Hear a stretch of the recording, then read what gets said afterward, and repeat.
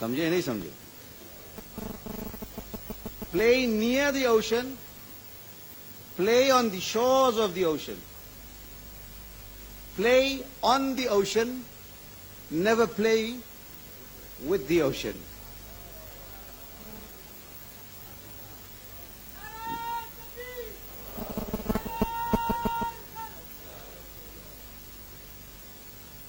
We have amongst us the most senior of the ulama of the Ahl Sunnah wal Jama'ah in the Indo-Pak subcontinent. Ustaz al-Ulama, Bahr al-Ulum, Hazrat Maulana Mufti Abdul Mannan, Qadiri Razavi, A'azami, Damar Barakatum al-Qudsi. And I am blessed with a relation with him for the last 33 years. From 1969. Alhamdulillah. Alhamdulillah. When he used to frequent his murshid in Bareilly Sharif, we were present there. From the time we reached 1969, he is Bahr al-Ulum, the title bestowed upon him because of his excellence and vast oceanic knowledge. Bahr al-Ulum, the ocean of knowledge. Allahu Akbar. He is in his 70s. And he has blessed us and graced this function with his auspicious presence. اللہ سبحانہ و تعالی آپ کو سلامت رکھے. اللہ تعالی آپ کے علوم میں برکات عطا فرمائے اور آپ کی برکات سے ہمارے سینوں کو اللہ سبحانہ و تعالی منور فرمائے. تو I will request him with great honor. حضور آپ سے بہت مؤدبانہ گزارش کروں گا کہ تشریف لائے اور اپنے فیوز و برکات سے ہمیں ہمکنار فرمائے.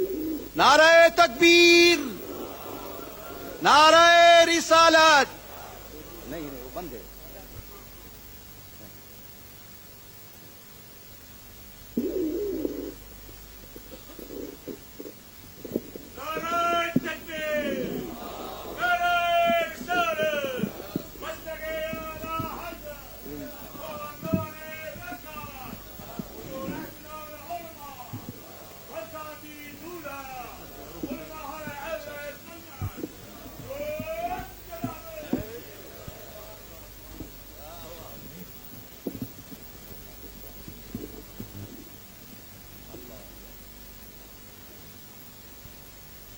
نحمده ونصلي على حبيبه الكريم أما بعد فأعوذ بالله من الشيطان الرجيم بسم الله الرحمن الرحيم تلك الرسل فضلنا بعضهم على بعض منهم من كلم الله ورفع بعضهم درجات. برادران اسلام اور معزز حضرات، السلام علیکم.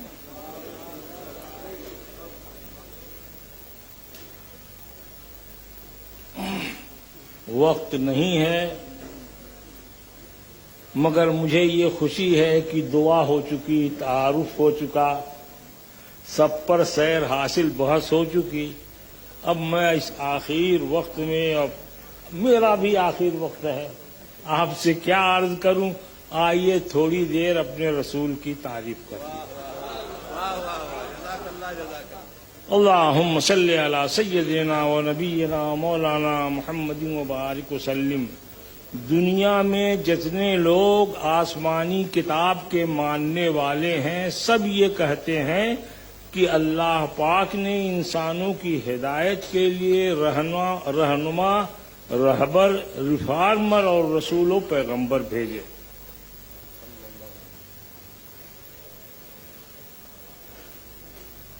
حکم یہ ہے کہ ان سب پر ایمان لایا جائے. یہی مسلمانوں کا کہنا ہے اور یہی ان کا عقیدہ ہے. قرآن میں اللہ پاک نے فرمایا وَإِن مِّن أُمَّةٍ إِلَّا خَلَا فِيهَا نَذِيرٌ.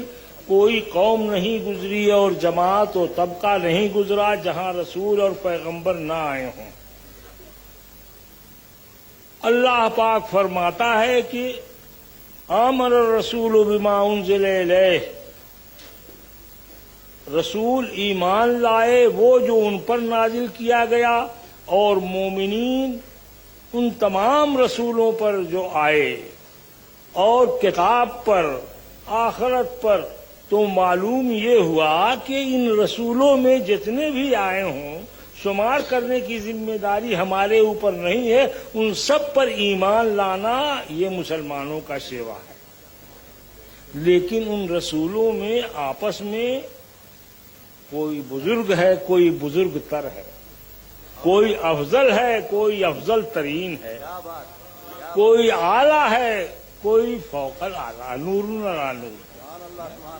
اللہ فرماتا ہے، جو یہ آیت میں نے آپ کے سامنے پڑھی اس میں پروردگار ارشاد فرماتا ہے یہ رسول ہیں جن میں ہم نے بعض کو بعض پر فضیلت دی، کتنوں سے کلام کیا، منہم من، ان میں سے وہ ہیں کہ جن سے ہم نے کلام کیا بے واسطہ، اور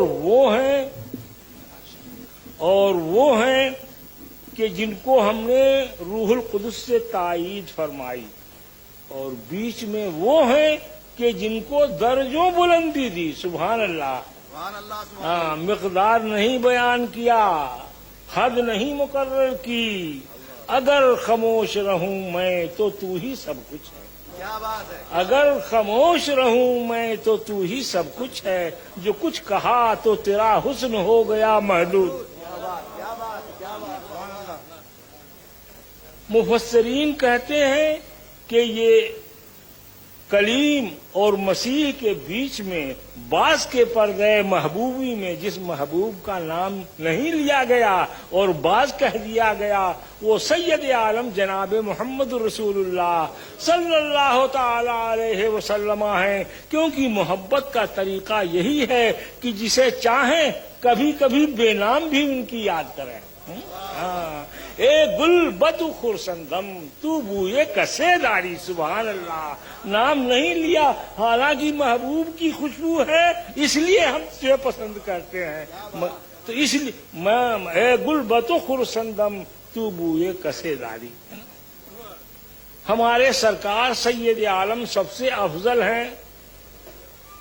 علماء کی زبانی آپ نے بہت سنا، ایک مغربی مفکر کی زبانی سنیے، غالباً باسورتھ اسمتھ نام اس کا ہے، وہ لکھتا ہے کہ محمد صلی اللہ تعالی علیہ وسلم میں 3 باتیں اتنی بڑی ہیں کہ اگر ان میں سے ایک بات بھی کسی میں ہو تو وہ سب سے بڑا انسان ہونے کے لیے کافی ہے۔ پہلی بات یہ ہے کہ پیغمبر اسلام نے ایک بہت بڑی قوم کی بنیاد رکھی۔ دوسری بات یہ ہے کہ محمد عربی صلی اللہ تعالی علیہ وسلم نے ایک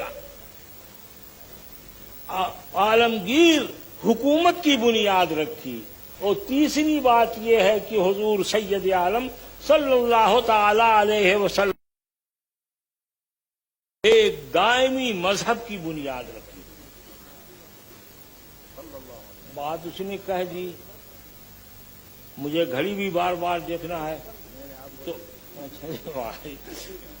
تو اب میں تھوڑی دیر آپ کو بتاتا ہوں کہ قومیت کیا ہے۔ کچھ لوگ یہ کہتے ہیں کہ ایک جغرافیائی حدود میں جو انسان ایک جگہ رہتے بستے ہیں وہ ایک قوم ہے، یعنی قوم وطن کی بنیاد پر بنتی ہے۔ ہمارے بھارت میں بہت دنوں تک اس کا جھگڑا رہا، اور مولویوں کا ایک طبقہ تھا، وہ یہ کہتا تھا کہ صاحب قومیں وطن کی بنیاد پر بنتی ہیں، مذہب کی بنیاد پر نہیں بنتی۔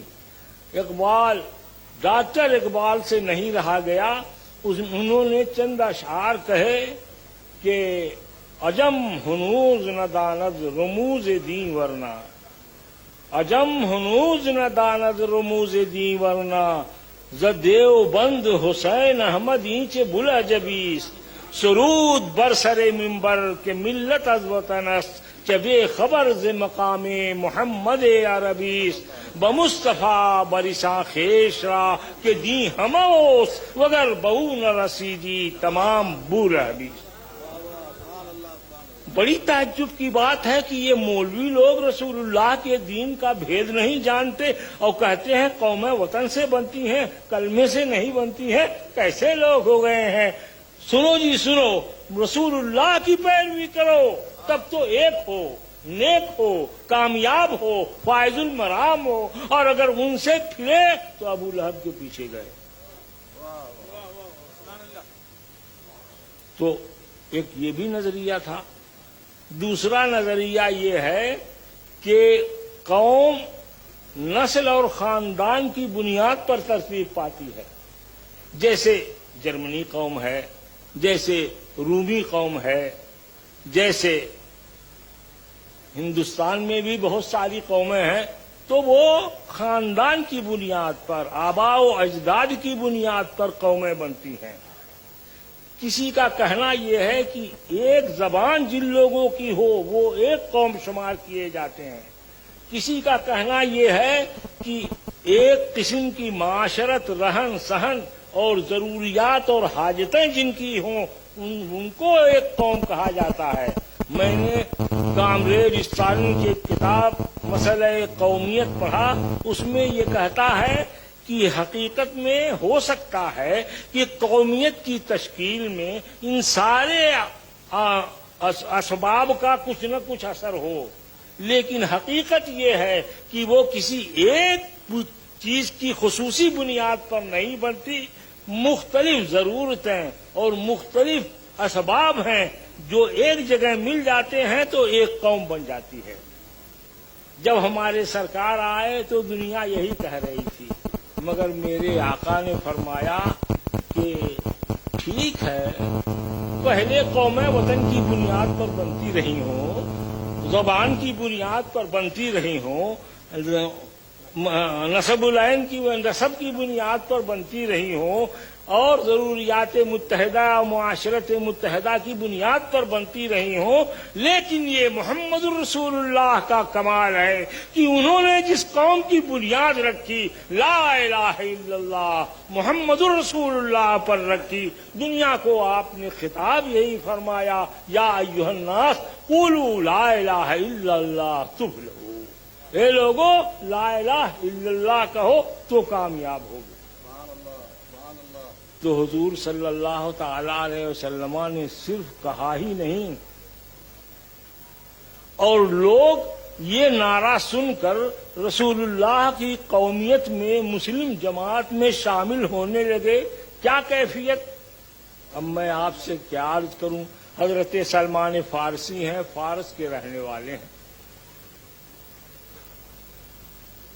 کسی نور مبین کی تلاش میں بازاروں میں بکے، چوراہوں پر نیلام ہوئے، دیس دیس پھرے، ادھر ادھر غلام بنے، چلتے چلتے اس جگہ آ گئے جہاں رسول اللہ آنے والے تھے، غلغلہ نبوت سنا، تار پر چڑھے، کھجور پر چڑھے کام کر رہے تھے، دل بے چین ہو گیا، دوڑے بھاگے خدمت میں آئے، آج دیکھا، کل دیکھا، پرسوں دیکھا، اور پڑھا کلمہ لا الہ الا اللہ محمد الرسول اللہ۔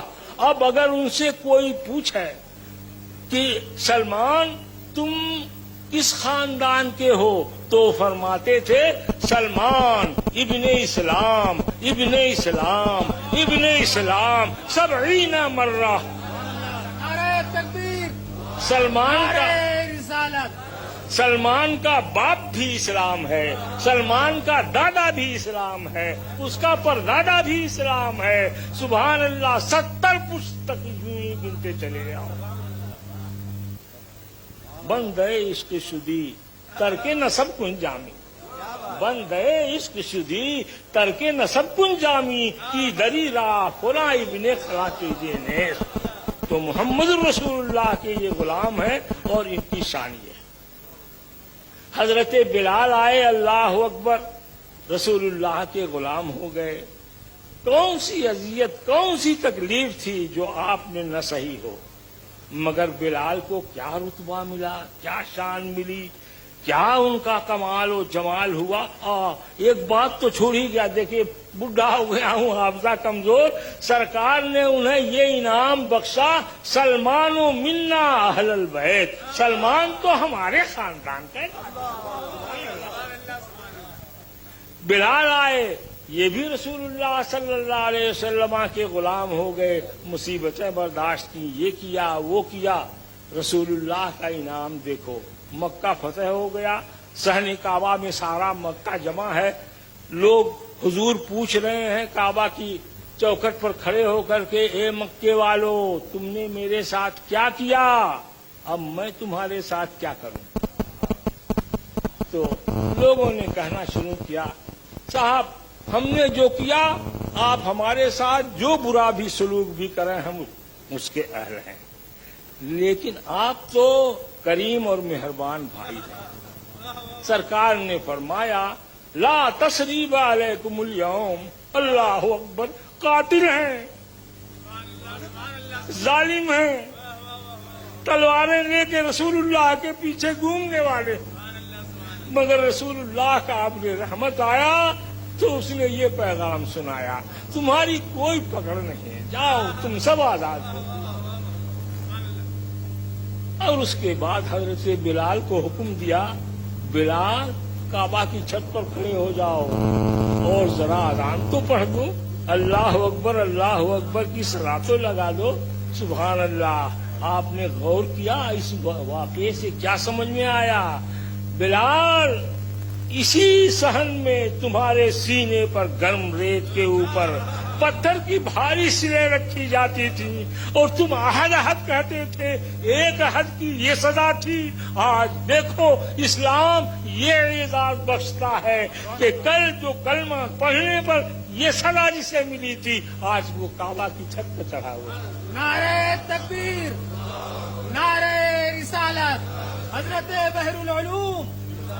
اور حضرت بلال خود یہ کہہ رہے ہیں کہ میں اپنے آقا کا غلام تھا، وہ مجھے ڈنڈا دے کر بکریوں کے پیچھے ہانک دیتا تو اس کو سنبھالتا تو وہ بھاگتی، اس کو سنبھالتا تو یہ بھاگتی، لیکن آج رسول اللہ کی غلامی مل گئی ہے. سبحان اللہ. یہ اعزاز ہے کہ میں بلاتا ہوں تو سارے مسلمان دوڑے آتے ہیں. کیا اعزاز انہیں ملا بارگاہ رسالت سے. اللہ اکبر. ایک بادشاہ مسلمان ہوا، مدینے کے بازار میں گھومنے کے لیے آیا. حضرت ابو بکر بھی ساتھ تھے. تو آپ جانے بادشاہوں کا تو سارا تانا بانا بناوٹی ہوتا ہے، مانگے تانگے کا ہوتا ہے. چلیں گے تو اکڑیں گے، بات کریں گے تو گردن ٹیڑھی کریں گے، تاکیں گے کسی طرف تو گرائیں گے، اسی سے ان کی ساری بات ہوتی ہے. ایسے ہی وہ بیچارہ بادشاہ چل رہا تھا بازار میں. حضرت بلال کی نظر پڑی، دوڑے بھاگے آئے. انہوں نے کہا میاں فلاں آپ مسلمان ہو گئے ہیں، یہ مسلمانوں کی چال نہیں ہے. اللہ پاک فرماتا ہے لا تمشِ فی الارض مرحا انک لن تخرق الارض ولن تبلغ الجبال طولا. زمین پر اکڑ کے نہ چلو، یہ انسانوں کا چلنا نہیں ہے. زمین کو پھاڑ نہیں سکتے، پہاڑ اتنے اونچے ہو نہیں سکتے. حضرت ابوبکر صدیق نے کہا کہ اوہ کل تک تو یہ اپنے غضب و جلال میں تپ رہا تھا، اتنا بڑا بادشاہ تھا، اور آج حضرت بلال جیسے غلام اور دامن پکڑ کے جھجوڑ رہے ہیں. ایسا مت چلو. تمہیں تنبیہ کی، بلال نہ تم وقت دیکھو، نہ آدمی دیکھو، نہ انداز کلام سمجھو، اور تم نے کہہ دیا ہٹو. اور یہ کہہ کر حضور کی بارگاہ میں پہنچے. عرض کیا یا رسول اللہ آج تو غضب ہو گیا تھا، فلاں آدمی جو کل یا پرسوں مسلمان ہوا وہ بازار میں چل رہا تھا، پرانی عادت اس کے چلنے کی تھی، اکڑنے لگا تو بلال آ کے راستے میں کھڑے ہو گئے اور کہا ایسے اکڑ کے نہ چلو. میں ڈرا کہ کہیں ایسا نہ ہو کہ یہ پھر اسی رعونت میں آ جائے اور اسلام کا دامن اس کے ہاتھ سے چھوٹ جائے، اس لیے میں نے بلال کی سرزنش کر دی. سرکار نے فرمایا ابو بکر تم کو یہ ڈر ہے کہ کچھ بادشاہ کا کہ دامن سے ہاتھ سے اسلام کا دامن نہ چھوٹ جائے، اور میں اس لیے رنجیدہ ہو رہا ہوں کہ تمہاری باتوں سے کہیں میرے بلال کا دل نہ ٹوٹا ہو. جاؤ جاؤ بلال سے معافی مانگو. اللہ اکبر. بلال نے کیا ناجائز بات کہی تھی؟ وہی تو کہا تھا جو اللہ رسول کا فرمان ہے. فرماتے ہیں لا فضل للعربی علی العجمی ولا للعجمی علی العربی کلکم آدم والآدم من تراب. اللہ اکبر. میں آپ سے کیا عرض کروں، ایک مجلس میں عہد فاروقی میں کسی شاعر نے شعر پڑھ دیا، بلال ابن عبداللہ خیر و بلالی. حضرت عمر برداشت نہ کر سکے رضی اللہ تعالی عنہ، فرماتے لا لا بل بلال و رسول اللہ خیر و بلالی. سبحان اللہ سبحان اللہ سبحان اللہ. تو یہ عزت اور یہ شان حضرت بلال کو، جو غلام تھے جنہیں مکے کی گلیوں میں کھینچا جاتا تھا، اسلام نے عطا کیا. اس طرح رسول اللہ نے عمل کر کے بتایا کہ اسلام رنگ و نسل کا قائل نہیں ہے، قوم و خاندان اور جماعت کا قائل نہیں ہے، طبقات کا قائل نہیں ہے. اسلام میں تو انما جعلناکم شعوبا وقبائل لتعارفوا ان اکرمکم عند اللہ اتقاکم.